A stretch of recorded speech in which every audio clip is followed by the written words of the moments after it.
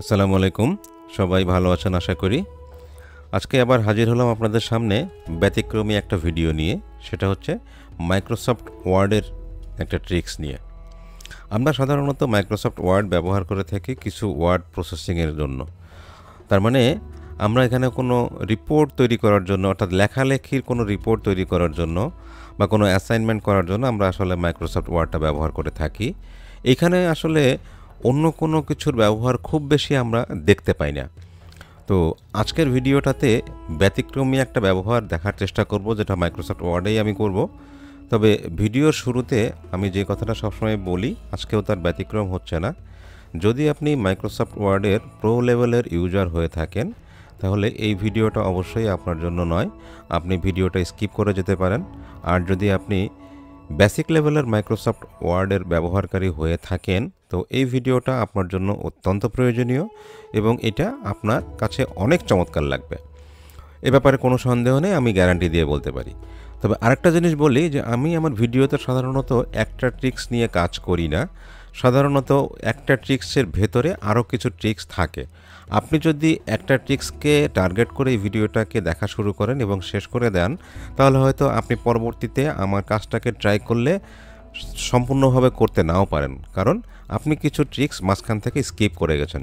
তো সেজন্য চেষ্টা করবেন ভিডিওটা পুরো দেখার জন্য। তো ঠিক আছে, চলুন আমরা মাইক্রোসফট ওয়ার্ডে চলে যাই।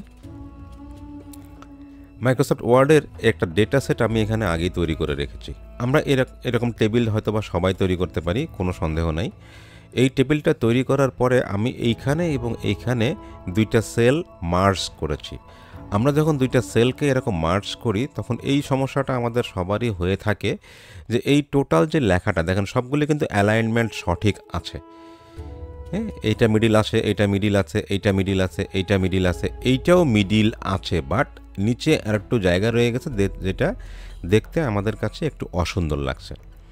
এই অসুন্দরটাকে আসলে আমাদের এখন সুন্দর করতে হবে। আচ্ছা, আমি এটা মাউসটাকে বাইরে নিয়ে আসলাম। মাউসটাকে যখন বাইরে নিয়ে আসলাম, আপনি তখন দেখেন উপরে যে মেনু বার আছে, এই মেনু বারে যে কয়েকটা মেনু আছে এটা একটু খেয়াল করে রাখেন। এটা খেয়াল করে রাখার পরে যখন আমি মাউসটা এখানে নিয়ে আসব, দেখেন এইখানে আরও দুইটা মেনু তৈরি হয়ে গেছে, একটা টেবিল ডিজাইন, একটা টেবিল লেআউট, তাই না? তো আমরা এইখানে থাকা অবস্থায় আমরা যাব কোথায়? টেবিল লেআউটে যাব। টেবিল লেআউটে যাওয়ার পরে আপনি দেখবেন এই যে এখানে অ্যালাইনমেন্ট একটা অপশন আছে। এই অ্যালাইনমেন্টে গিয়ে এইটা হচ্ছে অ্যালাইনমেন্ট করা। তো এইটা আমাদের এই মিডিল অ্যালাইনমেন্টটা আছে, বাট আপার সাইডে আছে আর কি। এইটা মিডিল অ্যালাইনমেন্ট থাকবে, ঠিক আছে, কিন্তু তারপরে আবার মিডিলে আসবে। দেখুন আমার এখানে মিডিলে চলে আসছে। এটাতেও ক্লিক করব। এটাতে ক্লিক করার পরে দেখুন এটা মিডিলে চলে আসছে। ওকে, আচ্ছা, এখন যে কাজটা আমরা করব, আমরা অনেক সময় দেখা যায় যে কিছু রিপোর্ট তৈরি করার সময় এই ধরনের কিছু ডেটা আমাদের ওয়ার্ডে ইনপুট করার প্রয়োজন হয়, এবং এই ইনপুট করার পরে এইখানে যে টোটালটা আছে, এই টোটালটা আমরা সাধারণত দুই রকমভাবে ব্যবহার করে থাকি। একটা হচ্ছে আমরা এখান থেকে ক্যালকুলেটরটা নিয়ে আসি, ক্যালকুলেটর নিয়ে আসলাম। ক্যালকুলেটর নিয়ে আসার পরে এখান থেকে আমরা এই ফিগারগুলি দেখে যোগ করি, যোগফলটাকে এখানে বসাই। এইটা একটা ওয়ে। আরেকটা ওয়ে হচ্ছে আমরা এই ক্যালকুলেটরটাকে বাদ দিয়ে আমরা সাধারণত এইটাও করে থাকি। এটা এখান থেকে কপি করব। কপি করার পরে আমি যাব হচ্ছে এক্সেলে গিয়ে এক্সেলটা ওপেন হবে। ওপেন হওয়ার পরে আপনি এখানে ব্ল্যাঙ্ক এক্সেল শিট নেবেন, নেওয়ার পরে এটা কন্ট্রোল ভি করবেন, করার পরে এখানে যোগফলটা দিবেন। তাহলে আমরা যোগফল করতে পারি, সাম কল করব। সাম কল করার পরে এইটাকে টেনে আমি এন্টার দিয়ে দিলে আমার যোগফলটা হয়ে গেল, রাইট? আচ্ছা, এইটা যখন হয়ে গেল, এরপরে আমি এইটা করার পরে আমি এইখান থেকে সামেশনটা দিয়ে দিব। সামেশনটা দিলে পরে টোটালটা এখানে চলে আসলো। এরপরে আমি কি করব, এখান থেকে আবার ওয়ার্ডে নিয়ে যাব। আচ্ছা, এখান থেকে যখন ওয়ার্ডে নিয়ে যাব, তখন ওয়ার্ড এবং এক্সেল দুইটা পাশাপাশি বসিয়ে আমরা কাজ করতে পারি। এটাও কিন্তু আর চমৎকার ট্রিক্স। সেটা কিভাবে? আমরা এই উপরে যে ক্রস বাটনটা আছে, তার পাশে যে বাটনটা আছে, এখানে মাউসের কার্সারটা নিয়ে যাব। নিয়ে যাওয়ার পরে এই লেআউটে ক্লিক করব। ক্লিক করার পরে দেখুন এখানে মাইক্রোসফট এক্সেলেরটা দেখা যাচ্ছে, এখানে ওয়ার্ড দেখা যাচ্ছে। তো এইটা যদি আমরা করি, এখান থেকে দেখব আর এখানে বসাবো। এটা আমরা করতেই পারি, নো ইস্যু। কিন্তু আমরা আজকে এটা করব না। আমরা ওয়ার্ডে ফর্মুলাটা ইউজ করব। অবাক হচ্ছেন? ওয়ার্ডেও ফর্মুলা ব্যবহার করা যায়। কীভাবে? চলুন।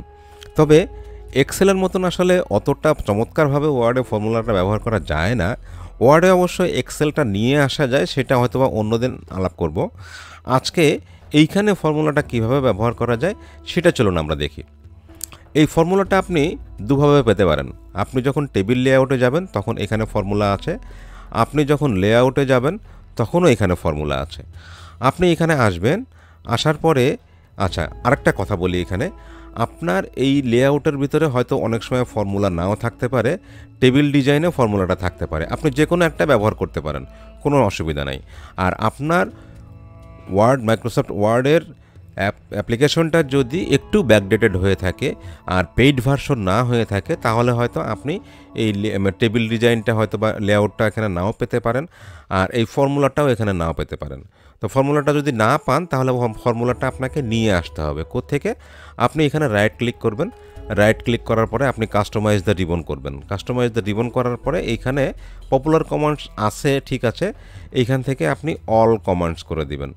অল কমান্ডস করার পরে সমস্ত কমান্ডসগুলি আপনি এখানে চলে আসবে। চলে আসার পরে আপনি এখান থেকে খুঁজবেন যে ফর্মুলাটা কোথায় আছে। আপনি এফে যাবেন, এফ, আমরা এফে যাব, এই দেখুন এখানে ফর্মুলা, এখানে ক্লিক করে এখানে অ্যাড দিলে এখানে চলে আসবে। এরপরে আপনি ওকে দিয়ে বেরিয়ে আসলে পরে আপনার ফর্মুলাটা এখানে চলে আসবে। এইটা আরেকটা ট্রিক্স গেল, রাইট? এইখানে এখন আমরা এই যোগফলটা আনবো। তাহলে আমাদের কার্সারটা প্রথমে নিচের দিকে রাখতে হবে, উপরে যাবেন না, একদম শেষ টেবিলের শেষ রোতে নিয়ে আসবেন। নিয়ে আসার পরে আপনি এখানে ফর্মুলাটাতে ক্লিক করবেন। এখন দেখুন এই যে ডায়লগ বক্সটা আসছে, এই ডায়লগ বক্সে সাম লেফট বলছে। সাম লেফট মানে এইখান থেকে শুরু করে এই পর্যন্ত সে যোগ করে নেবে। ওকে দেন, চলে আসলো। দেখেন 100, 200, 300, 400। ওকে, এইখানে আবার যাবেন, ওকে দিবেন, এইখানে আবার যাবেন, ওকে দিবেন, এইখানে আবার যাবেন, ওকে দিবেন, এইখানে আবার যাবেন, ওকে দিবেন। আমি প্রথমেই বলেছি যে এক্সেলের মতন এটা এতটা স্মুথ ব্যবহার করা যাবে না, কিন্তু ফর্মুলার যে একটা ব্যবহার সেইটা করা যাবে এবং আপনার ক্যালকুলেটর টিপা বা এক্সেলে যাওয়া এই বিড়ম্বনা থেকে আপনাকে মুক্ত করবে। আচ্ছা, আপনি যখন শেষ রোতে যাবেন তখন আপনাকে একটা কাজ করতে হবে। সেটা কি? আপনি এখানে যাবেন, যাওয়ার পরে ফর্মুলাতে যাবেন, যাওয়ার পরে দেখছেন এখানে সাম অ্যাবভ আছে। আপনি এখানে অ্যাবভটা রাখবেন না, আপনি এখানে লেফট লিখে দিবেন, অল ক্যাপ। ওকে, লেফট, আপনি ওকে দিয়ে দেন, আপনার চলে আসলো। এইবার আপনি এই টোটালটা টানবেন, তো আপনি এখানে চলে আসেন। চলে আসার পরে ফর্মুলাতে যাবেন। এখন যে ডায়লগ বক্সটা আসছে সেইখানে দেখেন আছে অ্যাবভ, সাম অ্যাবভ, মানে উপরে যেগুলি আছে সেগুলি সে আপনাকে যোগফল করে দিবে। ওকে, আপনি এখন ওকে দেন, দেখুন আপনার যোগফলটা একদম প্রপারলি চলে আসলো। চমৎকার না ট্রিক্সটা? আসলে মাইক্রোসফট ওয়ার্ডকে যদি আমরা ভাবি শুধুমাত্র ওয়ার্ড প্রসেসিংয়ের জন্যই, বিষয়টা আসলে ঠিক সেরকম নয়। এইখানে আরও অনেক চমৎকার চমৎকার ট্রিক্স আছে যেগুলি আমি হয়তো ধাপে ধাপে আপনাদের সাথে শেয়ার করার চেষ্টা করব, এবং এই ট্রিক্সটা এখন থেকে হয়তোবা আপনাদের কাজে লাগবে। আর আমার এই ভিডিওটা যদি আপনাদের কাছে ভালো লেগে থাকে তাহলে অবশ্যই আমার চ্যানেলটাকে সাবস্ক্রাইব করবেন এবং নোটিফিকেশনটাকে অল করে দিবেন বেল বাটনটা প্রেস করার পরে। আর কমেন্টস করে জানাতে ভুলবেন না ভিডিওগুলি আসলে কেমন লাগছে আপনাদের। আমার চেষ্টা থাকবে সবসময় শর্ট এবং ইফেক্টিভ কিছু ট্রিক্স আপনাদের সাথে শেয়ার করা, যেটা আমাদের প্রাত্যহিক জীবনে এই ওয়ার্ড, এক্সেল অথবা পাওয়ার পয়েন্টের ব্যবহারকে আরেকটু প্রফেশনাল লেভেলে নিয়ে যেতে পারে। তো ঠিক আছে, থ্যাংক ইউ ভেরি মাচ। দেখা হবে আবার অন্য কোনো ভিডিওতে। সেই পর্যন্ত সবাই ভালো থাকবেন। আসসালামু আলাইকুম।